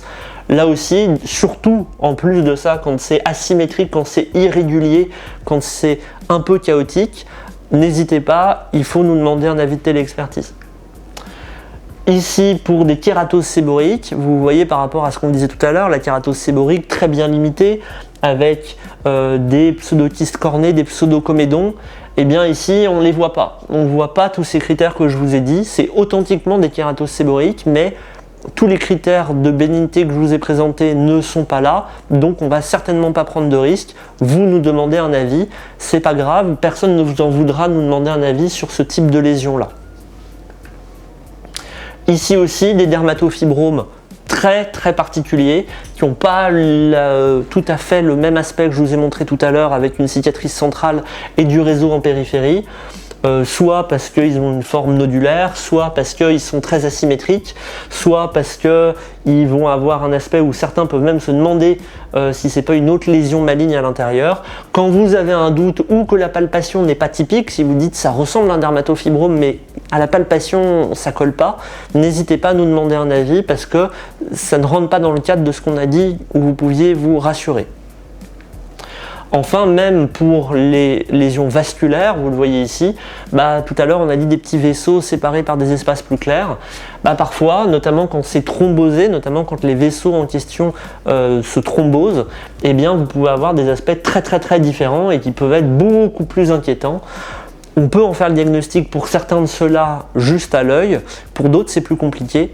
N'hésitez pas dans ces cas un peu frontières où ça ressemble plus vraiment à ce qu'on vous a appris, à nous demander un avis, on pourra vous répondre ou pas, peut-être qu'on vous fera venir le patient pour qu'on l'examine nous-mêmes, et bien ça prouvera que vous aviez raison de nous demander ça. Maintenant qu'on a vu les lésions bénignes, qu'on vous a montré les choses que vous pouviez faire vous-même, et les choses où, pour bien vous montrer que vous n'étiez pas capable, et c'est pas le but que vous fassiez tout, le but c'est que vous repériez les lésions bénignes, que vous rassurez le patient, tout le reste vous nous l'envoyez, parce que c'est ça qui est important pour qu'on puisse soit juger nous-mêmes sur photo, soit en voyant le patient en réel si le cas est un petit peu trop bizarre. Maintenant je vais quand même vous montrer à quoi ressemble une lésion maligne, une lésion dangereuse, pour que vous voyez à l'inverse les choses vraiment qui doivent vous attirer le regard. Donc on a parlé de la critère ABCDE, le critère EFG. On a également parlé du critère du coup de toute plaie, tout bouton, toute croûte qui ne cicatrise pas en plus d'un mois ou deux. Toutes ces choses-là, on les a déjà vues et vous allez voir qu'en fait c'est un peu ça qu'on va retrouver. On commence avec le carcinome basocellulaire. Le carcinome basocellulaire, c'est le cancer le plus fréquent du genre humain. C'est 70% des cancers de la peau, donc c'est très fréquent. C'est entre un Français sur 4 et un Français sur 3 dans sa vie entière. Donc vraiment très fréquent. Heureusement pas très dangereux comme on va le voir. Ça touche des gens qui sont à partir en gros de la quarantaine, cinquantaine, c'est plutôt ces patients-là. Souvent dans des zones soit qui ont été très exposées au soleil, donc le visage, les bras, de manière chronique on va dire, soit des zones exposées de manière intermittente forte, comme le dos par exemple, avec les coups de soleil. Ça peut être l'un ou ça peut être l'autre. Si c'est au niveau du visage, faites notamment très attention au canthus interne, c'est-à-dire vraiment à l'endroit d'où sortent les larmes, si on le dit autrement. C'est une zone où c'est extrêmement fréquent d'avoir des carcinomes basocellulaires. Donc ça, il faut faire attention à ces zones-là. De manière que vous puissiez avoir un petit peu en tête, il n'y a pas de carcinome basocellulaire sur les paumes, les plantes, et il n'y en a pas non plus au niveau des muqueuses. Donc c'est quelque chose où vous pouvez déjà enlever ce diagnostic de votre tête. Je vous passe les raisons pour lesquelles c'est le cas, mais vous n'en avez pas à cet endroit-là. Ce qui est pervers avec le carcinome basocellulaire, c'est que c'est une tumeur qui évolue très lentement. Très lentement. Donc souvent les gens vont vous dire c'est là depuis des années. Parfois même ils vont dire c'est depuis toujours. Et de temps en temps vous pouvez dire vous n'auriez pas une photo de vous, surtout quand c'est sur des zones comme le visage, vous n'auriez pas une photo de vous qui date d'il y a 5, 10 ans, 15 ans. Et en fait souvent les gens vont dire ah oui c'est vrai que c'était pas là. Et donc ça fait partie des choses aussi qui peuvent vous attirer en disant c'est bizarre, en plus ça a grossi à l'âge adulte, donc on se méfie un petit peu de tout ça. Souvent ça va être ABCDE positif, mais pas toujours. L'évolution est très lente, c'est quand même souvent le vilain petit canard, et vraiment c'est l'histoire de la croûte ou de l'ulcération qui cicatrise pas en plus d'un mois ou deux. Très clairement c'est ici qu'on est. Quelques exemples, donc cliniquement, vous avez là le cas le plus typique, c'est une petite boule sur la peau qui prend le flash, c'est ce qu'on appelle un aspect perlé, comme vous le voyez ici, on a l'impression que c'est comme si on regardait une perle. Parfois vous voyez même des petits vaisseaux à la surface qu'on appelle des téléangiectasies. Là il n'y a pas de dermoscopie, c'est que des photos prises de près. Et parfois on a une ulcération à l'intérieur. Ça c'est vraiment ce qu'on appelle les carcinomes basocellulaires de forme cliniquement nodulaire. C'est assez facile, même sans dermoscopie, d'en faire le diagnostic. Les formes superficielles sont plus compliquées. Parce que parfois, si on n'a qu'une seule lésion comme ça peut ressembler à une plaque de psoriasis, pourquoi pas de l'eczéma, pourquoi pas complètement autre chose. Mais parfois, vous voyez, autant ici c'est facile, parce qu'on voit très clairement que c'est ABCDE positif, et que c'est très différent du reste. Dans d'autres cas, comme cette petite lésion-là, si on n'a que cette photo-là, on va avoir du mal à juger. Donc là, la clinique va pas être suffisante et on va avoir besoin de la dermoscopie. Et on va aussi vous demander peut-être d'autres choses. Si vous avez ça, on va vous demander est-ce que c'est la seule lésion de ce type-là? Est-ce que c'est présent depuis longtemps? Est-ce qu'il a déjà mis des crèmes dessus? Vous voyez, ce type de lésion, va falloir que vous me donniez un peu de contexte. Est-ce que le patient l'a déjà traité? Est-ce qu'il a mis des crèmes, de la cortisone? Est-ce que ça a grossi? Est-ce que ça a saigné? Tout ce genre d'informations que vous pouvez glaner avec votre patient, nous on va en avoir besoin et on vous sera très reconnaissant de nous le donner directement parce que ça nous évite des allers-retours de téléexpertise et de perdre du temps pour vous aussi à devoir rappeler le patient, etc. Ça, typiquement, c'est très difficile à voir juste à l'œil nu, la dermoscopie va nous aider. Et enfin, là les deux derniers cas que vous voyez en bas à droite sont ce qu'on appelle des carcinomes basocellulaires sclérodermiformes. On a l'impression que c'est comme une tumeur qui attracte finalement la peau autour, comme une cicatrice. Ça aussi, ça fait partie de ce qu'on disait tout à l'heure, une cicatrice qui ne s'explique pas. Quelqu'un vous dit c'est comme une cicatrice mais j'ai rien fait, je me suis pas tapé, il n'y a rien eu, et une cicatrice qui grandit, c'est pas normal. Une cicatrice normalement c'est définitif quand ça apparaît, mais ça va pas grandir, voire même ça va plutôt diminuer. Donc une cicatrice qu'on n'explique pas et qui s'étend est un cancer jusqu'à preuve du contraire. Et maintenant la dermoscopie. Comme vous le voyez, pour chacune de ces lésions, c'est très asymétrique, très chaotique, il y a des bords irréguliers, il y a plein de couleurs, et il y a plein de choses à l'intérieur, on va dire. Qu'est-ce qu'on va pouvoir repérer et qui vous font penser à un carcinome basocellulaire? Vous avez ces gros vaisseaux qu'on n'a pas du tout vus dans les lésions bénignes tout à l'heure, ce qu'on appelle des télangiectasies en tronc d'arbre, comme vous les voyez ici. Vous allez avoir de la pigmentation, mais vous voyez qui est très chaotique, pas du tout comme dans les jolis grains de beauté qu'on a vus tout à l'heure. C'est ce qu'on appelle des niovoïdes, des feuilles d'érable. Je vous passe les détails, c'est pas important pour vous. Vous voyez ici cet aspect, notamment en périphérie ici, on a l'impression que c'est le drapeau canadien. Enfin, il faut avoir un peu d'imagination. C'est ce qu'on appelle des feuilles d'érable, c'est très évocateur d'un carcinome basocellulaire. Vous avez également des petits nuages blancs brillants que vous voyez ici. Vous voyez tous ces petits nuages blancs brillants. En lumière polarisée, on les voit. En lumière non polarisée, on ne les voit plus. Et ça, typiquement, vous nous envoyez une photo polarisée, une photo non polarisée, et on voit ce changement d'image entre les deux, eh bien ça nous apporte un argument supplémentaire pour dire ah, là il y a quelque chose, et c'est très inquiétant, en tout cas il faut se saisir de cette lésion, il faut en faire quelque chose, il faut l'enlever. Et vous allez avoir en gros un dernier élément que je peux vous dire, qui est ce qu'on appelle les ulcérations. Vous avez ici des petites ulcérations de surface, que vous voyez ici, ici, ici, qui sont en fait des zones très bien limitées, des zones vraiment avec des bords un peu biscornus, et à l'intérieur ça va être du sang séché, donc ça peut être orangé ou rouge. Donc vous voyez ici des lésions qui sont asymétriques, qui sont irrégulières, qui sont chaotiques, dans lesquelles on a plusieurs couleurs différentes. Donc tout ça est plutôt inquiétant. Et quand on regarde de plus près, les télangiectasies en tronc d'arbre, les niovoïdes et les structures en feuilles d'érable, les nuages blancs brillants, les ulcérations de surface, tout ça sont les grands éléments qui vont nous orienter plutôt du côté du carcinome basocellulaire. Le carcinome basocellulaire, l'avantage, c'est que c'est un cancer de la peau qui tue extrêmement rarement, vraiment très rarement, très rarement des métastases. Le risque il est local, il faut l'enlever pour pas qu'il grossisse et pour pas en fait qu'on se retrouve dans la situation de devoir enlever plus de peau que moins de peau. Et typiquement quand vous voyez, je vous parlais du canthus tout à l'heure au niveau de l'œil, bah vous imaginez qu'enlever une tumeur de 2 mm ou de 2 cm n'aura pas du tout les mêmes conséquences par rapport à l'œil.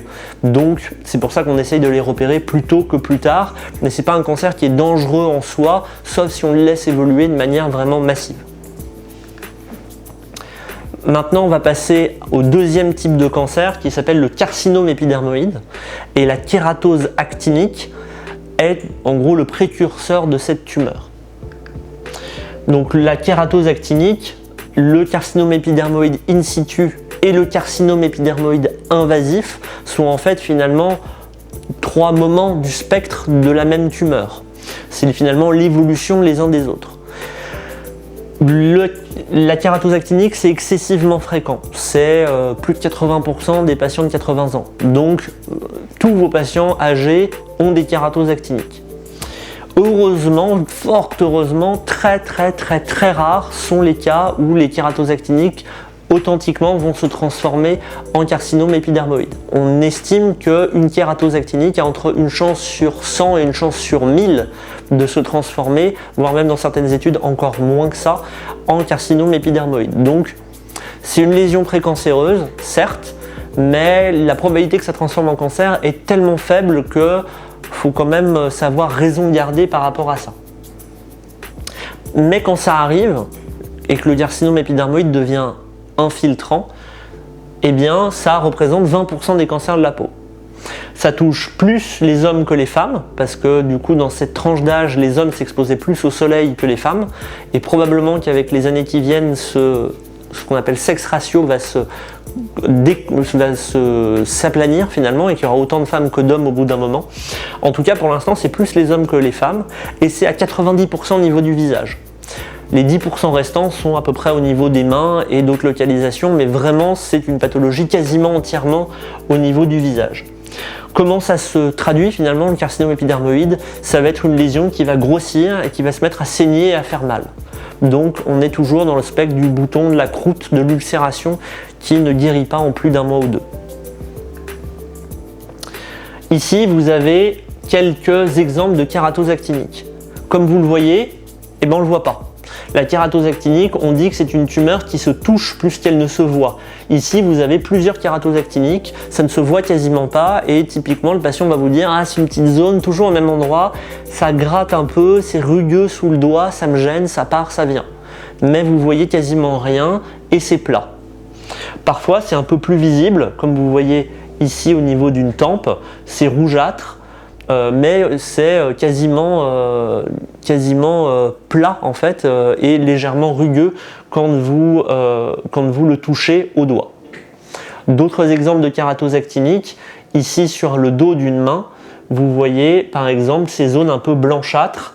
Quand vous touchez, vous avez l'impression que c'est un petit peu rugueux sous le doigt, mais encore une fois, c'est pas quelque chose de dur, il n'y a pas de nodule sous la peau, c'est juste une plaque un petit peu rugueuse. Et ici, dernier cas, vous avez à côté d'un œil, qui est ici, deux kératoses actiniques qui se voient à peine, mais par contre qui se touchent bien et qui sont rugueuses. Ça, c'est l'aspect typique finalement de la kératose actinique.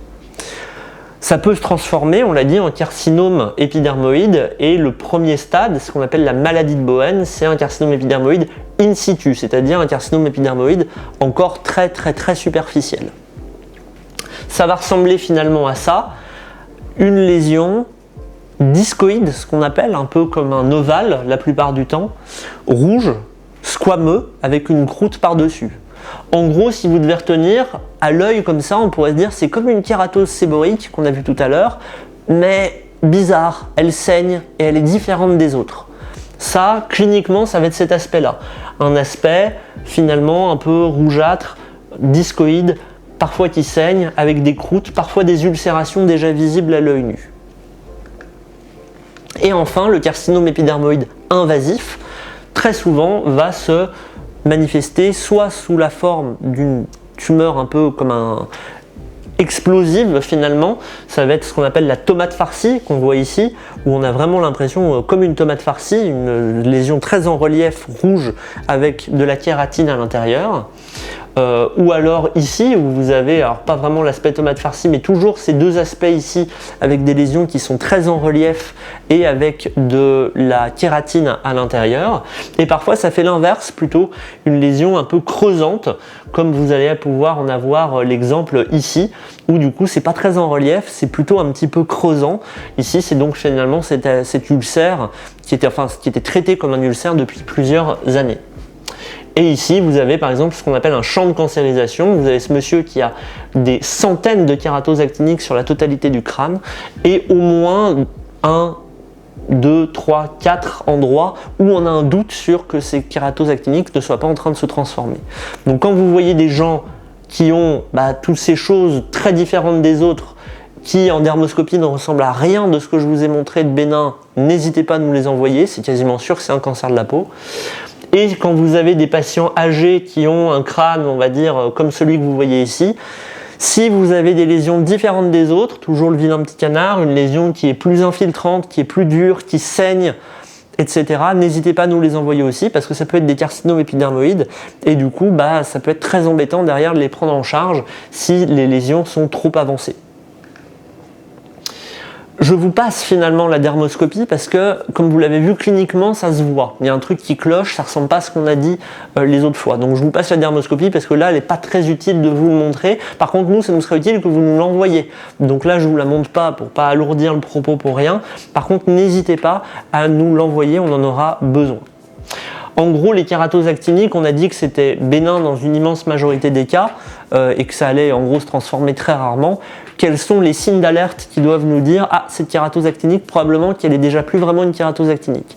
C'est si elle s'étale, si elle va en profondeur, si elle va en relief, si elle se met à saigner ou à faire mal.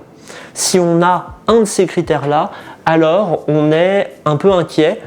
L'étalement, le saignement, la profondeur, la surface et la douleur, ça, s'il y a un de ces critères, ça doit nous attirer le regard et nous dire qu'il y a un truc qui cloche et qu'il faut probablement aller faire une biopsie pour vérifier que ce ne soit pas déjà un carcinome épidermoïde débutant. Pour toutes les autres lésions, à part la kératose actinique, il faudra qu'on l'enlève ou qu'on utilise d'autres types de thérapeutiques, mais là ça n'est plus de votre cours, mais en tout cas, si vous nous les envoyez, derrière nous on gère, soit on leur prescrit une crème, soit on les brûle à l'azote quand on est sûr dans certains cas, ou alors on les enlève chirurgicalement, que ce soit pour le carcinome basocellulaire ou le carcinome épidermoïde. Et donc, bien sûr, nous envoyer des photos de loin, de près, en dermoscopie avec polarisation et sans polarisation. On va maintenant passer au dernier grand cancer de la peau, le plus connu et finalement le plus dangereux aussi dans la pratique courante, qui est le mélanome. Le mélanome, cliniquement, alors déjà c'est 10% des cancers de la peau, donc c'est pas très fréquent. Par contre, c'est plus de 75% de la mortalité. Donc là, pour le coup, on est vraiment en face d'un cancer très dangereux. Pas toujours, mais en tout cas un cancer qu'il faut savoir repérer parce qu'on peut sauver la vie d'un patient en le repérant. Quels sont, comme vous voyez ici, à chaque fois, vous avez des lésions qui sont très clairement, cliniquement différentes des autres. Donc c'est vraiment le vilain petit canard. Et quand on les regarde de près, c'est ABCDE à chaque fois. Asymétrie, bords irréguliers, plein de couleurs, c'est gros. Et puis les patients vous disent, bah oui, ça a grandi avec le temps. Toutes ces lésions sont plus ou moins ABCDE positives. Celle-là fait 3 mm. Donc autant vous dire qu'on n'a pas le critère D. Mais en tout cas, elle est asymétrique, elle a des bords irréguliers, etc. Celle-ci, bon, est-ce qu'elle est très asymétrique? Est-ce qu'elle a beaucoup de couleurs? En tout cas, c'est un vilain petit canard, elle a des bords irréguliers, etc. Et la dermoscopie va nous permettre aussi de voir un petit peu qu'il y a plein de choses qui ne vont pas. On prend les mêmes images et on met notre dermoscope dessus. Qu'est-ce qu'on voit? Eh bien, on va voir déjà une chose de base, la symétrie, le côté chaotique. Comme vous le voyez, on a l'impression que ces différentes images n'ont pas le côté bien régulier, bien joli des grains de beauté qu'on a vu tout à l'heure. À chaque fois, c'est très asymétrique, très irrégulier. Il y a plein de couleurs à l'intérieur également. Donc ça aussi, c'est quelque chose de très important à voir. Et vous allez avoir, par exemple ici, des stries. Donc comme on avait dit tout à l'heure, les stries égale avis. Typiquement ici, il faut nous l'envoyer, même si elle est toute petite, même si elle fait 3 mm. Typiquement, c'est le genre de lésion qu'il faut savoir nous envoyer.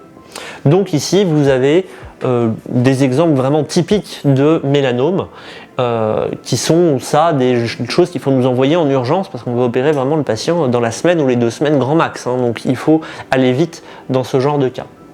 Le patron nodulaire est un peu particulier, je l'appelle un peu le patron boule de glace.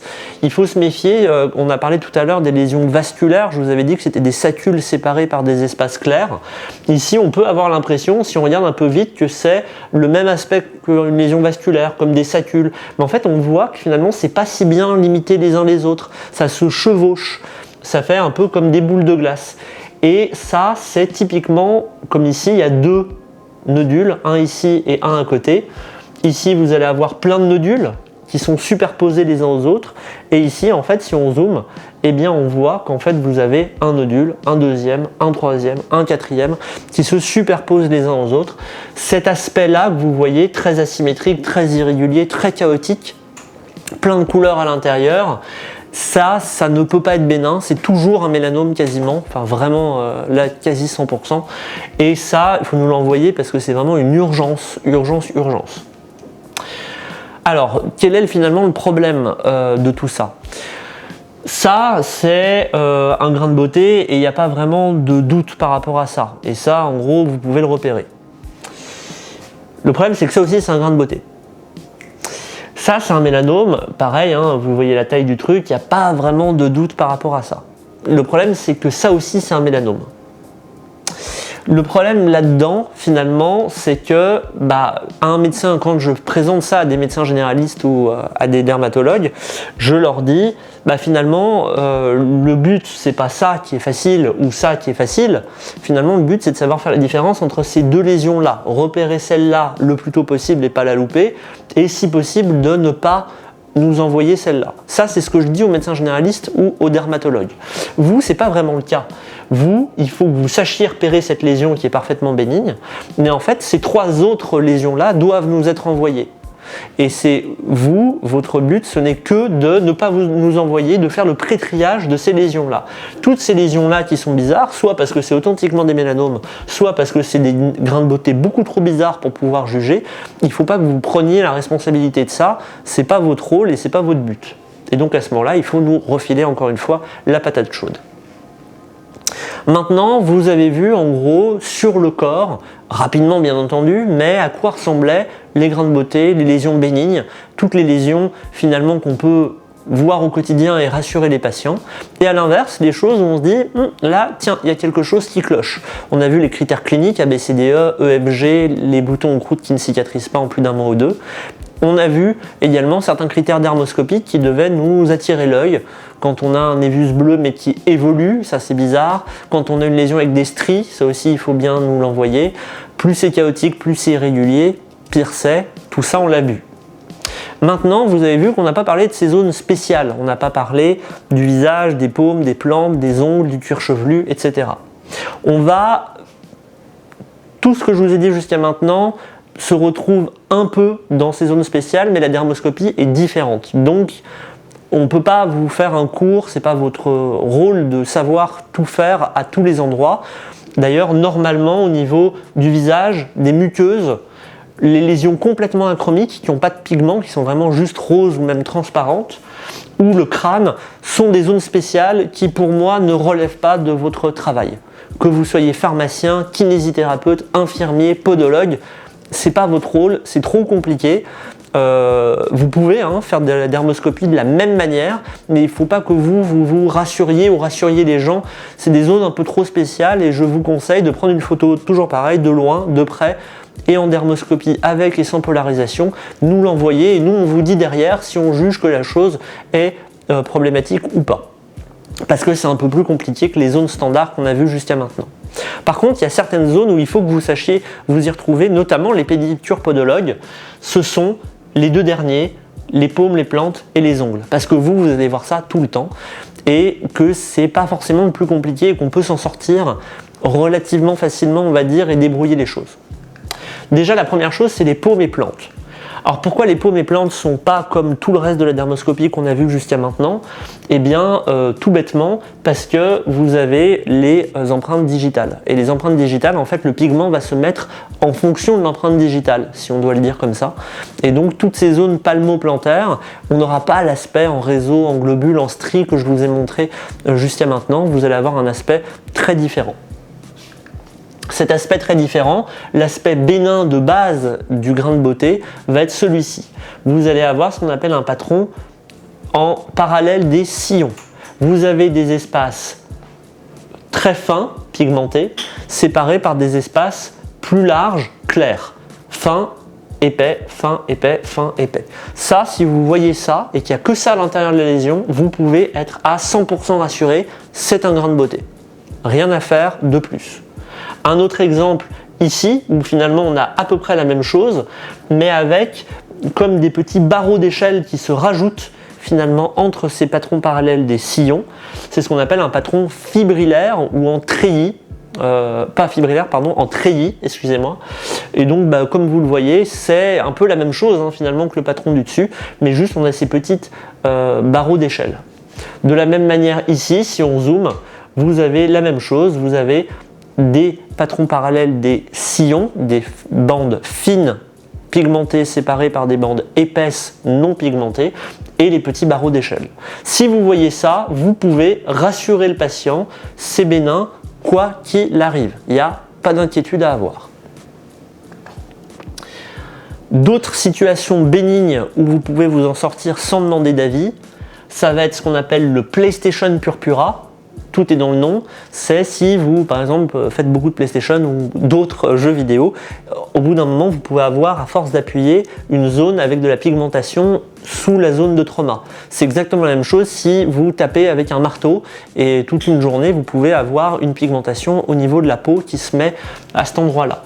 Si vous tapez le pied, notamment, vous pouvez avoir une hémorragie, ce qu'on appelle sous-cornée, et comme vous le voyez ici, c'est vraiment le contexte, hein. C'est-à-dire que le patient va vous le dire, là effectivement je me suis tapé, c'est très récent. Ça a un côté en dermoscopie qui va être rouge, qui peut devenir violacé avec le temps, et un aspect périphérique, ce qu'on appelle en coquille Saint-Jacques, un petit peu comme vous le voyez ici. Ça, c'est quelque chose où vous n'avez rien d'autre, vous avez juste cette pigmentation-là. Le contexte, on va dire, nous donne finalement le diagnostic. Et souvent, dans ce genre de cas, on va dire aux gens, on va attendre un petit peu, on va attendre quelques semaines, vous grattez avec une petite pierre ponce, par exemple, et en fait, il n'y aura plus rien dans quelques semaines. A l'inverse, si c'est toujours là, voir que ça a augmenté au bout de 2-3 semaines, à ce moment-là, on se posera des questions. Mais souvent, le contexte est vraiment typique. Les gens disent, j'avais rien, je me suis tapé, et depuis, j'ai. Après, par exemple, une randonnée. Les autres choses où vous pouvez vous en sortir assez facilement, c'est les gens qui vont vous dire j'ai une pigmentation bizarre sous la main ou sous le pied, et en fait c'est pile l'endroit où ils tiennent leur cigarette, ou c'est un endroit où ils ont mis de l'autobronzant, ou ça va être parce que vous êtes coiffeur ou coiffeuse et que du coup ils vont avoir les mains avec les teintures, et parfois ces teintures exogène, que ce soit de la teinture pour les cheveux, que ce soit de l'autobronzant, que ce soit du tabac, ou par exemple de porter ses mocassins pieds nus, ça peut donner des pigmentations qui peuvent ressembler parfois à des lésions type grain de beauté ou mélanome. Et donc souvent c'est en fait le côté bilatéral, toujours au même endroit dans les deux chaussures, ou vraiment entre les doigts qui tiennent la cigarette, etc., qui nous permet de faire ce diagnostic. Et en fait c'est tout bête, mais en lavant un peu fort et en évitant d'utiliser ces produits-là, ça disparaît en quelques semaines, et donc on n'a rien besoin de plus de faire que ça. Tous les autres cas doivent attirer votre méfiance. Les patients ce qu'on appelle les pigmentations ethniques, les patients de phototype 5, 6 et parfois 4 peuvent avoir des pigmentations sous les pieds, qu'on appelle ethnique, parce que c'est extrêmement fréquent dans les gens à phototype foncé. Et donc du coup, dans ces cas-là, vous allez avoir plein de taches sous les pieds et sur les mains, et donc on ne pourra pas en faire grand-chose. Là, c'est la règle du vilain petit canard. Si vous en avez une qui est particulièrement différente des autres, une qui ressort par rapport vraiment aux autres et qui est très différente, alors c'est elle où il ne faut pas hésiter à nous envoyer une photo. Mais on va dire que c'est des populations dans lesquelles on s'attend à avoir ce type de lésions sous les pieds ou sur les mains, sans que ce soit forcément problématique. Ça l'est d'ailleurs quasiment jamais. Mais s'il y en a un qui est très différent des autres, qui évolue, c'est la règle du vilain petit canard qui s'applique. Attention également lorsque ces lésions sont présentes chez des patients à phototype clair. Là vous voyez par exemple quelqu'un vraiment à tache de rousseur, on ne s'attend pas du tout à avoir des lésions de ce type là sur les paumes, les plantes, et encore moins au niveau des muqueuses. Et à ce moment là il faut savoir nous envoyer ces patients, parce que ça peut être des syndromes génétiques comme le Peutz-Jeghers ou le Logie-Zinker, et du coup il ne faut pas hésiter à nous les envoyer lorsque vous avez ces taches sous les mains ou sous les pieds, que vous en avez plusieurs. Et souvent quand on a également au niveau des muqueuses, il faut savoir demander ça aux patients et le repérer, parce que ça c'est des patients où vous pouvez vraiment trouver un syndrome génétique juste en fait en voyant ça à l'œil. Toutes les autres situations doivent nous être envoyées. Lorsque c'est pas un patron parfaitement joli, bien parallèle des sillons comme on a vu tout à l'heure, lorsque c'est un peu flou et que vous vous dites je sais pas trop ce que je suis en train de regarder, je sais pas si c'est parallèle des sillons, etc., faut nous l'envoyer. Lorsque vous avez une lésion qui est vraiment très différente, ici vous voyez un mélanome sous le pied qui est vraiment très différent du reste des grains de beauté, beaucoup trop gros pour être rassurant, et que vous avez, comme ici, vous voyez, c'est pas le joli patron parallèle des sillons dont on parlait, vous avez une vaste zone noire, croûteuse, ici avec du marron ici sur les côtés. Tout ça sont des arguments qui doivent vraiment vous faire tiquer et dire ça ressemble pas au truc bénin dont il m'a parlé, donc j'envoie une photo. Ne surtout pas se dire que toute chose qui est sous un pied est une verrue. Ça, il faut faire vraiment attention à ça. La verrue, c'est un diagnostic limite d'élimination. Il faut se dire, c'est rien d'inquiétant, et si c'est rien d'inquiétant, je diagnostique une verrue. Donc ça, bien entendu, ne surtout pas se dire que cette chose-là est une verrue. Une verrue marron, déjà, ça doit attirer votre regard, ça ne peut pas aller comme diagnostic.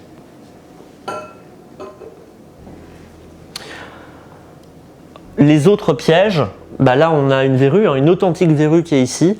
Dites-vous qu'une verrue qui ne guérit pas. Une verrue qui reste trop longtemps, une verrue qui malgré les traitements va revenir, et bien parfois même on fait des biopsies pour vérifier que ce soit rien d'autre que finalement une gentille verrue. Donc ne pas hésiter quand vous avez quelque chose, on vous dit c'est vraiment depuis longtemps, ça persiste, ça grossit, etc. C'est très différent, il n'y a pas d'autres verrues à côté, souvent quand on a une verrue on a d'autres petites à côté, il n'y a vraiment qu'un seul truc, se méfier, ça peut être des cancers de la peau. Là, vous avez par exemple sous un pied ici, cette grosse lésion qui est ici. Ne surtout pas croire que cette lésion-là est une lésion bénigne, que c'est par exemple un botryomycome, un granulome pyogénique ou un pied diabétique par exemple. C'est une lésion qui est en relief, c'est une lésion qui est à bord très net, comme vous le voyez ici. C'est une lésion où en dermoscopie, on a même un peu de pigment qui reste sur les côtés, comme vous le voyez ici. Ça, c'est un mélanome du pied. Et ça, il faut faire très attention parce que dans des cas aussi avancés que ça, c'est extrêmement dangereux, on va dire. Ne pas hésiter à nous envoyer quand vous avez des lésions de ce type-là. C'est rare d'avoir une tumeur bénigne, à part un grain de beauté bien typique, comme je vous l'ai montré, ou une verrue. Le reste des tumeurs du pied, souvent en fait ça va être problématique, on va très souvent aller à la biopsie, donc n'hésitez pas à nous demander notre avis dans ces cas-là. Et nous allons maintenant passer à la dernière partie qui est les ongles. Les ongles c'est très compliqué, même pour les dermatologues, donc ne vous inquiétez pas, je vais vous donner juste des grandes idées de ce que vous devez nous envoyer et de ne pas passer à côté surtout. En gros, c'est quoi un ongle? Un ongle, ce qu'on appelle ongle normalement, c'est finalement la tablette de l'ongle. La tablette de l'ongle, c'est cette petite partie dure que vous voyez. Elle est créée finalement au niveau de la matrice. La matrice, c'est ici. C'est la peau qui est en dessous à cet endroit-là et ça va faire avancer l'ongle vers l'avant. Vous pouvez déjà garder en tête plusieurs choses. La première est que si ça ne touche qu'un doigt, c'est une tumeur jusqu'à preuve du contraire. Tumeur bénigne, tumeur maligne, mais il ne faut pas penser mycose si ça touche un seul doigt. Un seul doigt, c'est une tumeur jusqu'à preuve du contraire. La deuxième chose à avoir en tête, c'est que si vous avez une destruction de l'ongle, comme vous le voyez ici, une destruction de la tablette qui est détruite, cassée, alors il faut penser également cancer jusqu'à preuve du contraire. C'est très rare qu'un grain de beauté, qu'une mycose, etc. détruise un ongle. Il faut vraiment arriver à des stades extrêmement évolués et ça doit attirer votre regard. Un seul doigt, pensez tumeur, destruction de l'ongle, pensez cancer jusqu'à preuve du contraire. De plus, un ongle douloureux doit avoir des investigations. Si quelqu'un vous dit j'ai mal vraiment à l'ongle, j'ai très mal à l'ongle, eh bien on peut être amené à faire des examens complémentaires. Une radio notamment pour rechercher qu'il n'y ait pas une exostose, c'est-à-dire un petit morceau d'os qui pousse sous l'ongle et qui entraîne cette douleur. Et si vraiment malgré tout, malgré l'adaptation du chaussage, malgré le fait d'avoir des soins de pédicurie, podologie, malgré le fait d'avoir des semelles adaptées, et que les gens en gros font plus par exemple des sports traumatiques, les gens disent j'ai mal, etc. On peut même aller jusqu'à faire une IRM parce que certaines tumeurs dont je vous déparle le diagnostic, ça s'appelle des tumeurs glomiques, peuvent en fait entraîner ce genre de choses. Donc ces quelques règles là déjà sont importantes et peuvent vous éviter de passer à côté de choses pendant des années et des années. La dernière chose c'est attention aux mycoses. Là aussi les mycoses, on retient beaucoup les mycoses, on pense que tout est une mycose, c'est toujours l'arbre qui cache la forêt. Si vous avez un diagnostic de mycose, il faut qu'il y ait un diagnostic d'autre chose qui l'explique à côté. Un trouble de la statique, un ongle, un traumatisme, un doigt de pied qui est plus grand que l'autre. Bref, il nous faut une explication à pourquoi il y a une mycose sous cet ongle. Un ongle sain ne fera pas de mycose. C'est d'ailleurs pour ça que les mycoses des ongles des mains sont rarissime. C'est toujours sur les pieds parce que les pieds sont dans les chaussures, c'est beaucoup plus traumatique, etc.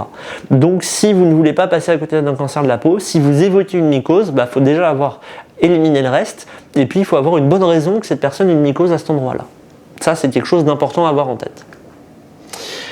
Les points importants vont être les suivants. Nous allons avoir besoin, quand vous nous envoyez une photo d'ongle, et vous allez quasiment tout le temps nous envoyer une photo d'ongle parce qu'on en a dit c'est très compliqué.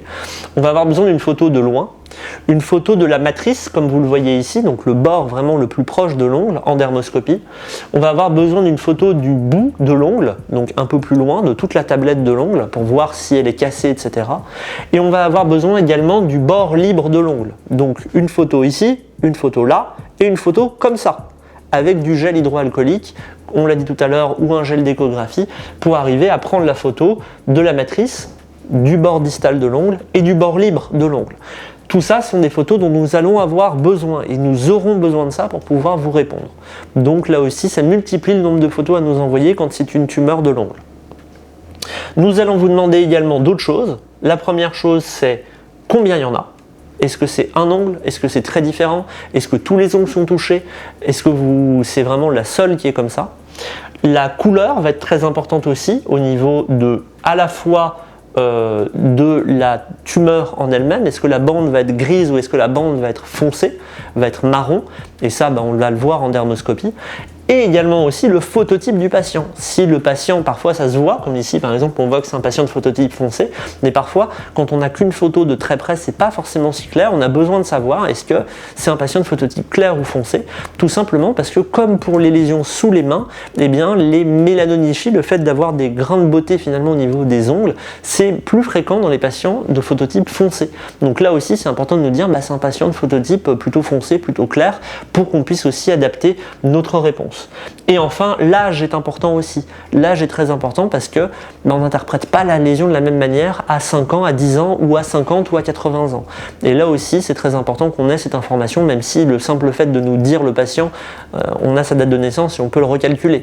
Mais ça fait partie des choses qui sont importantes. Le nombre de doigts touchés, la couleur de peau et la couleur de la bande, l'âge, et de prendre bien toutes ces photos. Si vous nous envoyez tout ça, normalement, on peut vous répondre à peu près correctement. Il y a quelques lésions bénignes où vous pouvez vous en sortir sans nous demander notre avis. Comme on a dit tout à l'heure, en se tapant sous le pied, ça peut faire un hématome en dessous. De la même manière, quelqu'un vous dit j'ai fait de la rando et depuis j'ai eu mal au doigt de pied et vous avez du coup du sang, vous voyez, sous l'ongle. Ici, c'est vraiment un cas typique. Vous avez du sang. Au niveau proximal, vous avez comme des petits globules de sang qui sont rougeâtres. Et en distal, ça fait comme des petites fibrilles de sang. Deuxième exemple ici, vous avez un autre ongle qui est ici. Si vous zoomez sur l'ongle ici, vous voyez en proximal des petits globules de sang et en distal, ça fait comme des fibrilles de sang. Ça, c'est un traumatisme, ça a fait saigner. Si c'est typique, on va dire, on peut s'arrêter là et ne pas nous envoyer de photos. Par contre, il faut bien dire au patient que du coup, le sang va disparaître avec la pousse de l'ongle. Donc si c'est un ongle de main, il n'y aura plus rien au bout de 5 mois. Si c'est un ongle de pied, il n'y aura plus rien au bout de 11 ou 12 mois. Par contre, il faut bien dire au patient que si malgré tout, ça continue, le sang ne part pas alors que du coup le traumatisme est maintenant à plusieurs mois de distance, il faut se méfier parce que les tumeurs de l'ongle peuvent saigner aussi. Et donc parfois, en fait, on a du sang qui cache la tumeur qui est en dessous. Donc si on a un critère, et c'est souvent le cas où vraiment les gens disent oui, je me suis tapé, j'ai eu ça, on est bon. Si c'est un cas un peu douteux, n'hésitez pas à nous envoyer des photos. C'est pour ça que j'ai mis un peu l'arbre qui cache la forêt. Ensuite, les situations qui doivent vous faire vous méfier, c'est comme je vous l'ai dit, les mélanonichies chez les patients de phototype foncé. Souvent, ils en ont plusieurs, 4, 5, 6, plusieurs doigts, les doigts des ongles, les doigts des pieds. Et par contre, c'est quelque chose où là aussi le vilain petit canard va être important. Si elles se ressemblent toutes, on est plutôt tranquille. S'il y en a une qui est particulièrement différente des autres, c'est elle qu'il faut prendre en photo et nous envoyer parce que c'est souvent elle où on va se poser la question de si c'est un mélanome ou pas. L'autre cas que je voulais vous montrer un peu douteux, ça va être ça, c'est-à-dire la mycose. Certes, il peut y avoir des mycoses sous les ongles, mais encore une fois, il faut que ce soit un ongle qui soit abîmé, un ongle qui ait subi des traumatismes, etc. pour en gros qu'on comprenne pourquoi il y a une mycose qui s'est mise en dessous. Et le dernier cas, c'est celui qui est ici, qui est très important et souvent il y a un retard au diagnostic. Ici, vous pouvez vous dire, ça ressemble finalement à une verrue, sauf que le problème c'est que cette verrue, vous voyez, elle est très grosse. Elle est sans commune mesure avec ce qui est autour et vous voyez elle commence à avancer sous l'ongle mais de manière vraiment insidieuse, on va dire, c'est pas bien net. Ça, c'est ce qu'on appelle un carcinome épidermoïde et on peut arriver à faire des amputations pour ce genre de patient, au moins une amputation de phalange. Donc une lésion qui ressemble à une verrue mais qui a été traitée, qui revient, etc. Ne pas hésiter quand même à demander un deuxième avis parce que parfois on peut être amené à faire des biopsies pour vérifier que ce ne soit pas un carcinome épidermoïde. Il y a vraiment un délai au diagnostic, je ne veux pas dire de bêtises, mais je crois que les délais de carcinome épidermoïde en France, sous l'ongle, c'est 5 ans. C'est-à-dire qu'il y a 5 ans de retard à peu près pour en faire le diagnostic parce qu'on tourne autour, on dit que c'est une verrue, on dit que c'est autre chose. Donc ne pas hésiter quand ça traîne un peu trop à quand même demander un deuxième avis. Donc je vous donne d'autres exemples de carcinome épidermoïde inguéo. Là je remercie le professeur Thomas qui m'a donné ces différentes photographies. Vous voyez ici à chaque fois, dans les cas évolués, ça touche qu'un seul ongle et du coup la tablette est détruite. Ici vous avez comme une verrue autour, mais ça va de manière insidieuse sous l'ongle. Ici vous avez un ongle qui est quasiment complètement détruit. Ici vous avez une tumeur avec une fracture de l'ongle ici. Et vous voyez des petits saignements sur les côtés et un gros truc qui pousse sous l'ongle. Ça, c'est typiquement des cas de carcinome épidermoïde où il faut savoir se méfier et ne pas tout traiter comme une verrue, surtout pas. Les autres situations qui nécessitent de la méfiance, ici vous voyez, encore merci au professeur Thomas pour ces jolies photos, un granulome pyogénique, un mélanome. Les deux sont exactement de la même manière cliniquement et dermoscopiquement, donc il faut vraiment se méfier. Le granulome pyogénique, il y a eu trop de cas dans la littérature et même dans nos cas à tous où des lésions de ce type-là ont été traitées en disant c'est un granulome pyogénique, on le traite, on met des corticoïdes, on met du nitrate d'argent, ça passe pas, on en met une deuxième séquence, une troisième, une quatrième. Et du coup on se retrouve avec des gens avec des mélanomes extrêmement avancés. Vraiment, quand vous avez une suspicion de granulome pyogénique, il faut faire une biopsie avant tout traitement. Parce que même si c'est un cas sur 1000, le cas sur 1000 vous l'aurez sauvé la vie. Donc ne pas faire de destruction d'un granulome pyogénique sans avoir une analyse histologique avant, c'est une règle et il faut vraiment s'y tenir. Dans les autres situations, écoutez, mélanome, grain de beauté, parfois c'est difficile. Pour moi, ça ne relève plus de votre ressort. Vous nous prenez les photos bien comme il faut en nous mettant les photos de la matrice, de loin, la photo du bord libre, vous nous envoyez ça et nous, on vous donne en gros notre avis derrière. Mais là, pour moi, ça n'est pas de votre ressort de faire le diagnostic de ces lésions-là. Là, ici, vous avez quelques exemples, toujours avec le professeur Thomas du centre hospitalier Lyon-Sud, de mélanome de l'ongle, ou alors vous avez finalement, vous voyez cette bande, ce qu'on appelle une mélanonichie longitudinale. Quand cette mélanonichie longitudinale elle a un côté triangulaire, ça veut dire que la lésion elle grandit, puisque du coup avec le temps la lésion est de plus en plus importante.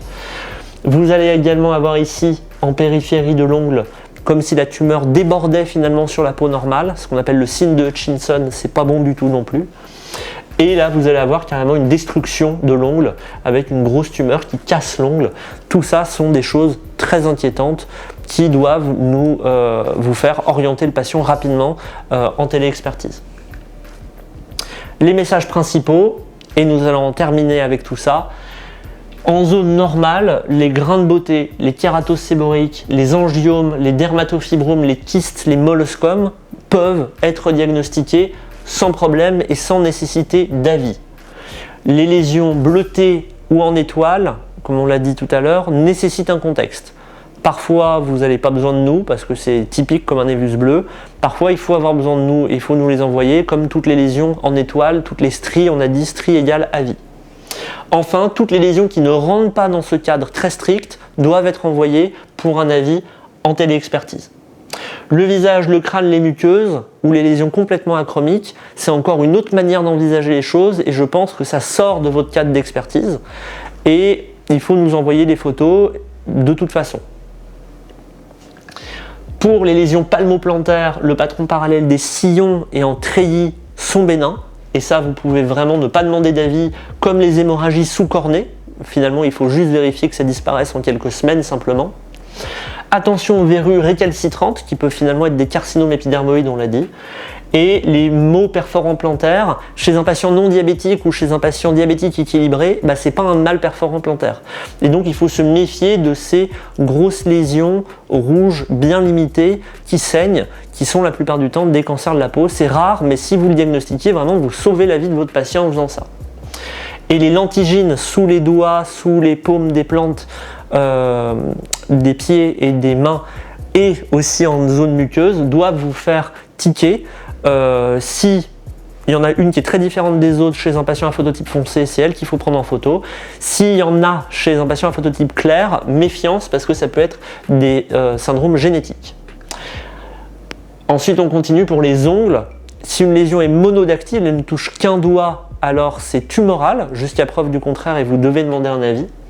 S'il y a du sang Ça peut cacher une tumeur sous-jacente, mais souvent c'est que c'est traumatique et il suffit de dire au patient de reconsulter dans quelques semaines simplement. Et il faut demander de la téléexpertise, prendre suffisamment de photos, prendre vraiment tout l'ongle et le bord libre, nous donner le phototype, l'âge, le nombre de doigts qui est atteint, la prise de médicaments. Les médicaments aussi peuvent donner ce genre de lésion au niveau des ongles et on a besoin de le savoir. Là aussi, attention aux verrues et mycoses récalcitrantes qui finalement peuvent être des carcinomes épidermoïdes. Il faut toujours faire des biopsies des botryomycomes pour ne pas louper un rare mais très dangereux mélanome du coup de l'ongle. Et il faut se méfier des pigmentations des ongles chez les patients à phototype foncé. Il y en a plein, c'est normal. S'il y en a un qui est très différent des autres, c'est celui-là qu'il faut nous envoyer en priorité en photo. Dans les derniers messages principaux, faites attention aux tumeurs ABCDE, vous le savez. Faites attention aux tumeurs qui répondent aux critères EFG, vous le savez. Faites attention aux vilains petits canards. Faites attention aux cicatrices sans traumatisme, aux croûtes, aux ulcérations qui ne guérissent pas. Et en dermoscopie, quand vous le mettez et que vous avez l'impression qu'il y a plein de couleurs, du chaos, asymétrique, du rose, du gris, tout ça sont des signes qui doivent, en plus de tout ce qu'on a déjà dit, d'autant plus vous faire nous envoyer des photos. Et surtout, amusez-vous parce que vraiment, vous allez pouvoir sauver des vies en fait en faisant ça et accélérer le processus de soins. Et parfois, moi, ça m'est arrivé régulièrement d'avoir des pharmaciens qui m'envoient des authentiques mélanomes ou des infirmiers qui m'envoient des mélanomes également. Donc, ne pas hésiter. Je pense que tout le monde a sa place dans ce dépistage, tout en sachant quand même avoir des garde-fous et pas vous mettre dans des situations compliquées. Mais si vous faites ça, vous allez vachement nous aider et nous permettre d'avoir des patients qu'on aurait vus de toute façon mais des années après, plus tôt, et d'éviter parfois des gros embêtements pour eux.